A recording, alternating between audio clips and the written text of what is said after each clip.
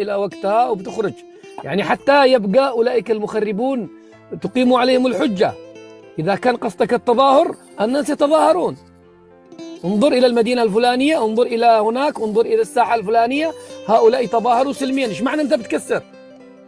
هكذا أعتقد بتقيموا الحجة على من بيخرب.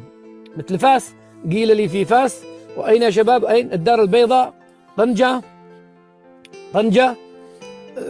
أيوة فاس والدار البيضاء وطنجة. هاي 3 نماذج من مدن محترمة. تطوان، وجدة حصل فيها مشاكل، لكن احنا أمام 4 نماذج من المدن الرئيسية الجميلة والرائعة، خرجت وتظاهرت وقالت رأيها، وصلت رسالتها. إذن أنت الذي تذهب تخرب. لماذا تخرب وهناك أيضا من يتظاهر سلميا؟ كن مثلهم وتظاهر، لن يمنعك أحد. والله هنا تقيم عليهم الحجة بشكل قطعي.